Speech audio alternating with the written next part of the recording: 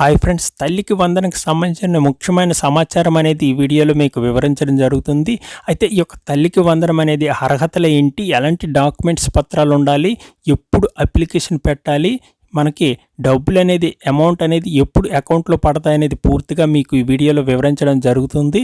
అయితే ఈ యొక్క తల్లికి వందనంకి సంబంధించిన చూసుకున్నట్లయితే బడ్జెట్లో దీనికి బడ్జెట్ కేటాయించారు. 2025-26 విద్యా సంవత్సరానికి ఈ యొక్క అమౌంట్ అనేది ఈ యొక్క తల్లుల అకౌంట్లోకి వేయాలని నిర్ణయం తీసుకున్నారు.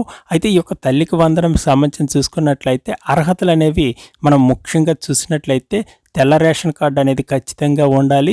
దీంతోపాటు ఆధార్ కార్డు అనేది ఈకేవైసీతో మరియు మొబైల్ నెంబర్ అనేది లింక్ అవ్వాలి. బ్యాంక్ అకౌంట్కి కూడా ఆధార్ కార్డు అనేది లింక్ అయ్యి ఉండాలి.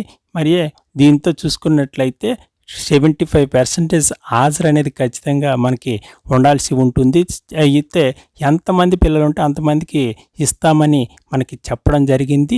ఇది తల్లికి వందనకు సంబంధించిన అర్హతలు అనేవి. ఎలాంటి డాక్యుమెంట్స్ ఉండాలని అనుకుంటే ఆధార్ కార్డు ఉండాలి. ఆధార్ కార్డుకి మొబైల్ నెంబర్ అనేది లింక్ అయ్యి ఉండి బ్యాంక్ అకౌంట్ కూడా లింక్ అవ్వాలి ఆధార్ కార్డుకి. దీంతోపాటు అకౌంట్ అనేది యాక్టివేట్లో ఉండాలి. కొందరికి ఇన్యాక్టివ్ అయిపోతాయి, ఎందుకంటే అకౌంట్ అనేది రన్ చేస్తూ ఉన్న వాళ్ళకి మాత్రమే యాక్టివ్లో ఉంటుంది. దీంతోపాటు వైట్ రేషన్ కార్డు ఒకటి, నెక్స్ట్ క్యాస్ట్ ఇన్కమ్ అనేది మీరు ఉంచుకోవాల్సి ఉంటుంది. ఇలా మనకి డాక్యుమెంట్స్ పత్రాలు అనేవి ఉండాలి. అప్లికేషన్ ప్రాసెస్ అనేది మనకి జూన్ నెలలో మనకి అమౌంట్ అనేది వేస్తామంటున్నారు కాబట్టి అప్లికేషన్ ప్రాసెస్ అనేది మనకు త్వరలో అప్లికేషన్ సంబంధించిన పూర్తి వివరాలు అనేది రావడం జరుగుతుంది. జూన్ నెలలో ఈ యొక్క అమౌంట్ పడతాయని మనకు సమాచారం అనేది వస్తుంది. ఈ యొక్క అమౌంట్కి సంబంధించిన ముందు అప్లికేషన్ పెట్టిన తర్వాత ఒక డేట్ అనేది ఫిక్స్ చేసిన తర్వాత అమౌంట్ అనేది వేయడం జరుగుతుంది. అయితే ఈ యొక్క తల్లికి వందనం పథకం సంబంధించి చూసుకున్నట్లయితే 9,000 కోట్లకు పైగా ఈ యొక్క బడ్జెట్ని అనేవి కేటాయించడం జరిగింది. చదువుకునే ప్రతి విద్యార్థి తల్లికి అకౌంట్లోకి 15,000 రూపాయలు అనేది అందిస్తారని మనకు చెప్పారు. దీంతోపాటు ప్రభుత్వ ప్రైవేటు విద్యాలయాల్లో చదువుతున్న 1 నుంచి 12వ తరగతి వరకు ఇంటర్ వరకు చదువుతున్న విద్యార్థులకి ఇది వర్తిస్తుంది.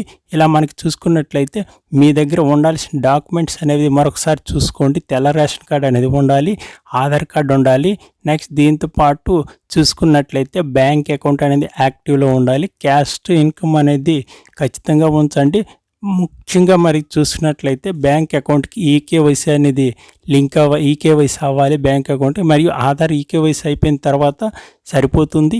ఇలా మనకి చాలామందికి ఈకేవైసీ లేకపోతే అమౌంట్ అనేది ఆన్లైన్ ట్రాన్సాక్షన్ అనేది అవ్వదు. కాబట్టి దీంతోపాటు ఆధార్కి మొబైల్ నెంబర్ కూడా లింక్ అయ్యి ఉన్న వాళ్ళకి మాత్రమే ఈ యొక్క డెబిట్ పద్ధతి ద్వారా ఆన్లైన్లో ఈ యొక్క అమౌంట్ అనేది మీకు క్రెడిట్ అవుతుంది. కాబట్టి ఈ యొక్క పత్రాలన్నీ మీరు రెడీ చేసుకోండి. క్యాస్ట్ ఇన్కమ్ కూడా ఉంటే పెట్టండి, రెడీగా ఉంచుకున్నట్లయితే అప్లికేషన్ ప్రాసెస్ అనేది త్వరలో ప్రారంభం అవుతుంది. కాబట్టి అయితే దీని మీద ఎటువంటి డౌట్స్ ఉంటే కింది కామెంట్ సెక్షన్ రాయండి.